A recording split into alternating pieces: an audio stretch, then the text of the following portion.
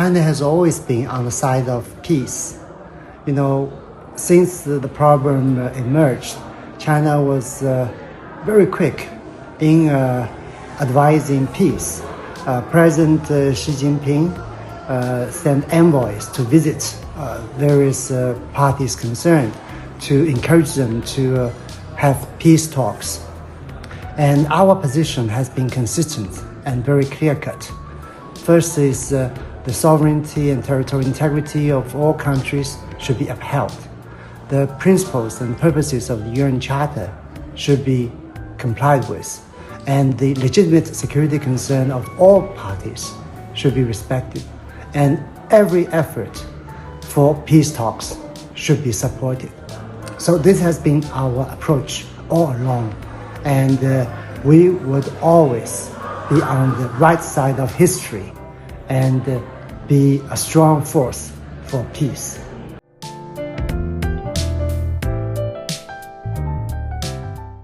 Well, China and the United States are two important countries, and I think the relationship between us not just affects the people of our two countries, it also has global significance. It will have a bearing on the future of the whole humanity. So we have to work together to make sure that this relationship is peaceful, stable, and can enjoy sustainable growth. We are doing at the subnational level to promote more exchanges and cooperation in various fields. Ever since I arrived, I've been reaching out to the business community, for example. I went to this Dreamforce, very popular event, annual event here, and I visited the companies to try to be as helpful as possible. I talked to the Bay Area Council and its members. I'm very happy that the Bay Area Council has organized California Pavilion in China's Import Expo for 7 years in a row. And more companies are joining their effort. So they go to China every year to have a booth in Shanghai during the Import Expo. And the exhibition area has been, expanding, keep growing bigger and bigger. So this is very encouraging. I told my colleagues at the commercial section that I want my office to be the most business-friendly consulate general in the world. So whenever they have some issue or whenever they have some difficulties that need our assistance, we are 24/7, always available. And also we are introducing better services in visa application. China has adopted many new measures to encourage more travel.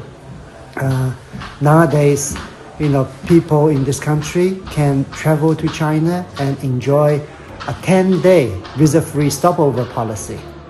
240 hours, you don't need visa. I think that will enable you to visit as many places as you want. We are also trying to encourage the airlines to increase the number of direct flights, because it's important that there can be more mutual visits. And also here, this is the place where President Xi Jinping announced the 50,000 students in 5 years initiative. So we are also encouraging more and more young people from this region to visit China and to develop friendship with their Chinese counterparts.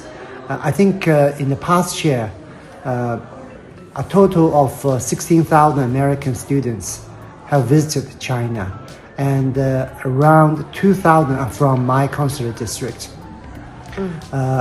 basically from the West Coast. So we hope that this momentum of exchange will continue and enable the two peoples to have a better understanding of each other. And also in the field of culture, we've had several successful projects.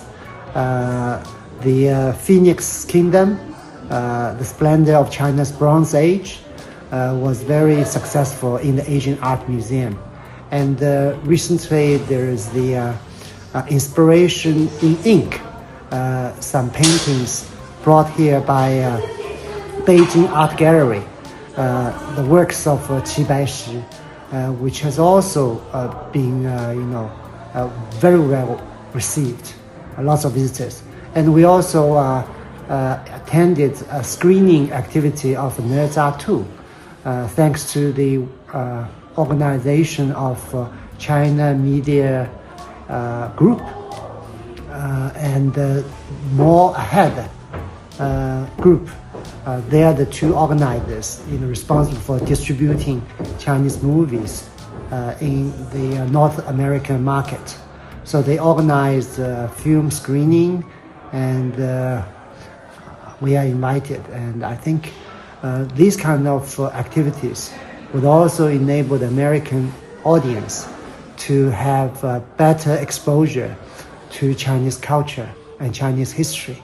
And then it will enable the two sides to arrive at a better understanding. So for me, my top job is to encourage more exchanges and to try to enable the parties concerned to have more practical and mutually beneficial cooperation. Thank you. Thank you.